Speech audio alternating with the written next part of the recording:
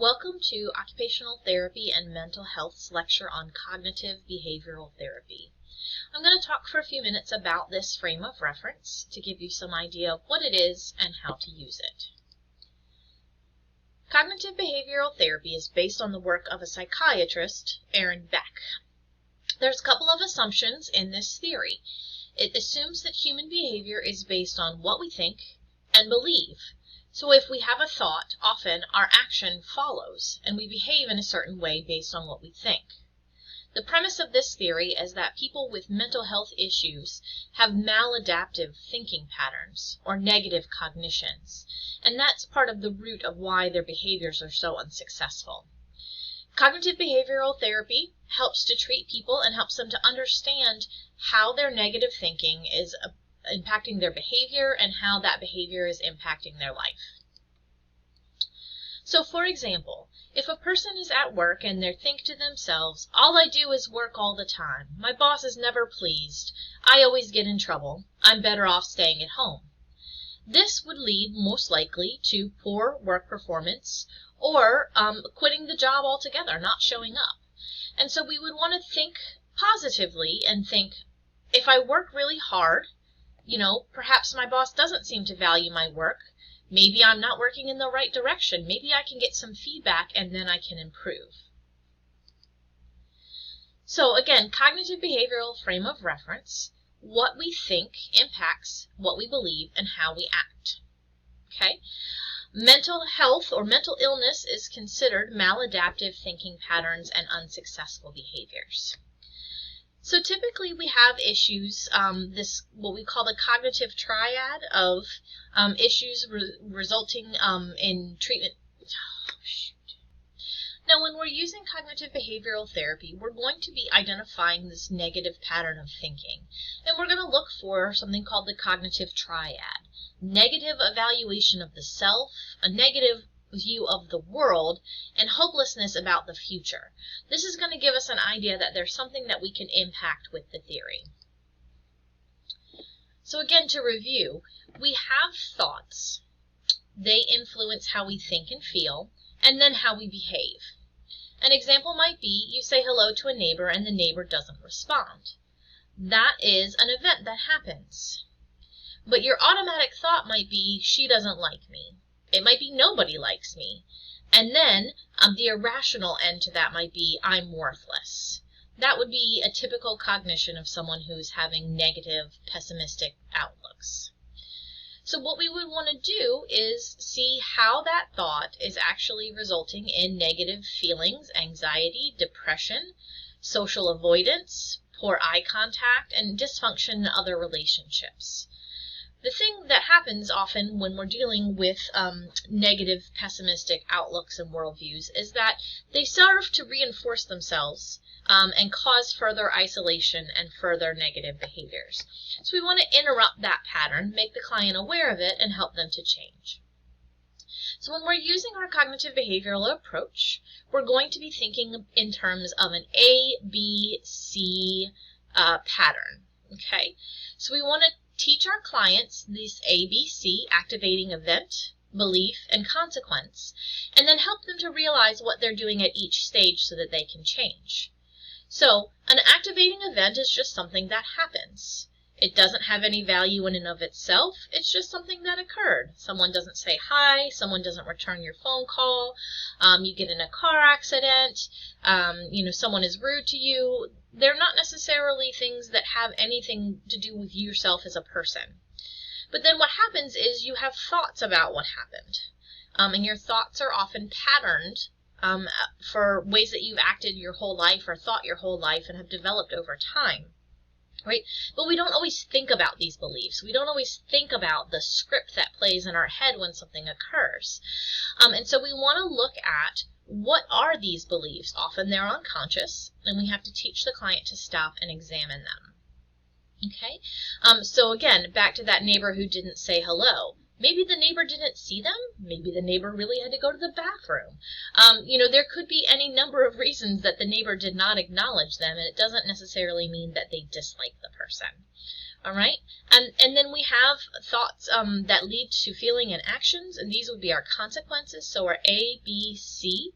And the thoughts and feelings lead to actions. So, for example, the next time they see the neighbor, maybe they're rude to the neighbor, and the neighbor doesn't really understand what happened, but this can lead to discord in the relationship. All right, so here's another example we're going to look at. A friend does not return a call. Okay, that's an activating event, part of the A. Then if we look at the B, we usually have a negative cognition in the client. She doesn't want to be friends anymore. Okay, now this is a very extreme thought as a result of one missed call, right? And so this would be a typical pattern that you would see when we're having mental health issues, that we have this extreme irrational belief, irrational meaning that it doesn't follow, it's not on line with what actually happened.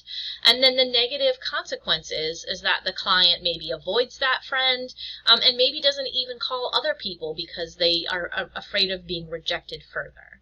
Right? But if we can teach the client to identify that negative belief and replace it with a different script, a positive cognition, then perhaps we can change the behavior. And as you see here, if we make the positive script say, you know, she must be busy, maybe she forgot, I know I've forgotten to call people, I'll try again in a couple days. Right?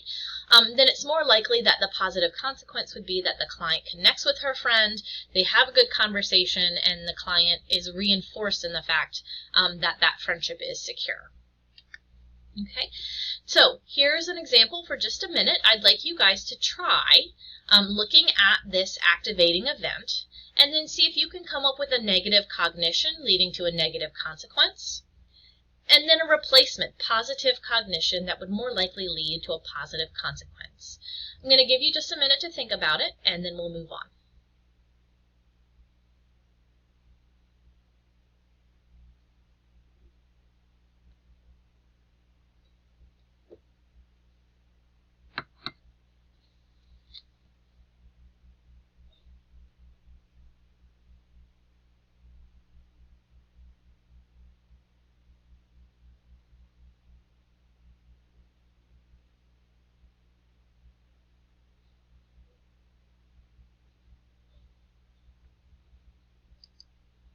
So here's an example of an answer that I might give.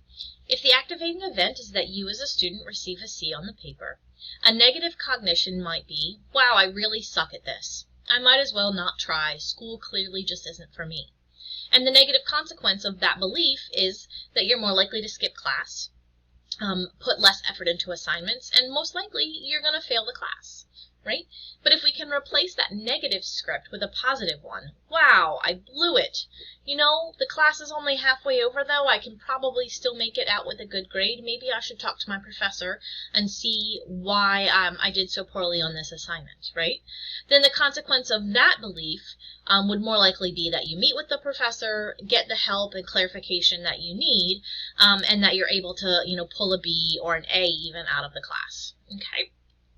So you can see, hopefully, how this ABC process is applied to thinking with our clients. Now, when we're using the approach in treatment, we want to focus on that cognition and the behavior and how the one causes the other. Again, the beliefs portion, the B, is often subconscious. So it requires us to spend a great deal of time and attention helping the client to identify or uncover the underlying belief. Okay, and so once we've identified the underlying belief, then we need to help the client to modify the negative thought and replace it with a positive one. So our techniques that we're going to use are to identify the behaviors, see what the consequence was, and evaluate, is this something that's really helpful to you in your life? So most likely we might actually approach the client with a CAB process, meaning C, you punched your boss in the nose, right? That's a consequence. B, there's a belief there as to why, but the A is, you know, what really sparked it. And so usually the client can tell you the A and the C, but not really the B. And so we have to really dig out the B as the connection between the two. Okay. So again, thinking influences our behavior. We want to change the way that our clients think to help reduce the negative symptoms that they experience. The most important thing is to teach the client to regulate their thoughts. They need to develop the skill to identify the negative thoughts and beliefs and replace scripts on their own. So one of the most important things that I'm going to look for in your treatment is how are you helping the client to develop their own positive script, not that you're providing a positive script for them to replace, okay? So make sure that you're asking good questions and that you're really leading the discussion without providing answers for the client. The client is going to use the new positive script much more likely if they developed it on their own. Okay, so again, we're going to help the client identify the problems and the solutions. We're going to collaborate. The client needs to be able to identify their own distorted thinking, and so we really need to help the client to be able to do all of these things on their own so that when they're discharged from our care, they can use these techniques to continue to have positive changes in their thinking. And we would provide lots of homework. So when we're talking about self-monitoring, that would be journaling or keeping a log of things that happened, and then asking the client to try to come up with a positive script themselves and then come and report to you how that worked. Okay, so again, we're looking at how do we counteract irrational views. Right? Again, if we go back to the first example, if your friend didn't call you back, that doesn't necessarily mean they want to end the relationship. That's illogical. That's irrational, right? And so we want to make sure that we're able to focus on those things. Show how their thought patterns are self-defeating, pessimistic, negative, and help them to understand how they can replace those with positive thoughts and feelings. So we're going to use role playing and rehearsal, meaning they're actually going to say these scripts out loud to you. So you can practice playing those things. You cause an activating event, then the client tells you what their natural thought or feeling might be. And then you work together to replace a positive one, and you rerun the whole incident with them substituting the positive thought process. Okay, so we're looking at helping the client to function more successfully in their occupations. We really want to push that they're mindful about what they're thinking and feeling and how it's leading to negative behaviors, and this will help them to be able to tolerate normal stresses better. I've attached some videos here so that you can do some more evaluation and recognition of CBT before you come to class. We will have a case study where you will need to design a treatment using cognitive behavioral approach with a client in the case study, and we'll run that case study in class. You'll actually get a chance to lead the session and demonstrate your skills there in class. All right, thanks for joining me today, and I look forward to seeing you soon.